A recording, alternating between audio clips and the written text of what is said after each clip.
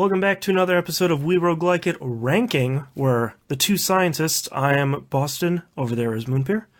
Hello. We're going to come together and rank the most recently finished We Roguelike It game, which was the Swords of Ditto. If you're watching the live stream, over here on the right-hand side is our ranking thing. Other side. We're on top of each other like bunk beds. So that way? Yeah, there we go. Okay. If you're not watching the video, let's recap our top 5 roguelikes that we've played so far. So the top 5 roguelikes of all time, because there are only 5. Yes. Coming Sponsored by The Binding of Isaac. That's correct. Because yes. it can't win it, but it's MVP of. Number 5, Sunless Sea. 4 is Riddled Corpses EX. 3 is Darkest Dungeon. 2 is Crypt of the Necrodancer, and 1 is Hand of Fate. So now, as we do every time, we're going to take Swords of Ditto, we're going to put it here at the bottom, and say, is it better than Sunless Sea? Yes. I would agree. Is it better than Riddled Corpses EX? This is tough for me. Yeah, this is the one where... we at the same time, the Swords of Ditto episode 4 is out right now, and Swords of Ditto is good. Certainly not amazing, top 10 game of the year. I mean, it could be in a top 10 for whatever year, but not going to be your top game of the year. Yeah. It's so different from Riddled Corpses EX, though, that it's honestly sort of hard to say. For me, it goes above it, but it goes above it. Like, if we could do like a 4.1 and a 4.2, right. I would have like Swords of Ditto's 4.1 and Riddled Corpses is 4.2. Like, it for me, it sneaks just above it just because of the amount that's there in the game. Mm-hmm.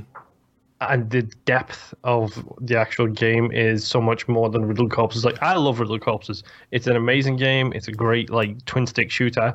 It's got fantastic roguelike elements where you start the game really weak and then all of a sudden you're blasting through to the final boss and not even sweating about it. For me, Swords just goes one above because it feels like everything in it is so deliberate. Not deliberate slow, but the art style is really well done. It does have roguelike elements. It does have that next go through kind of thing to it. Right. It has so many different badges that you can choose and level up and really play your way. That's true. For me, it beats Riddled Corpses, but only just.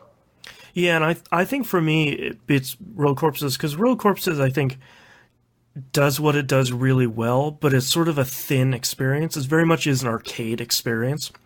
Mm-hmm. I think Swords of Ditto is almost like in the late 80s when we're moving away from arcade ports to home consoles to here's a thing that's just coming out on home consoles. And it's like, oh, okay, like these are big, proper games.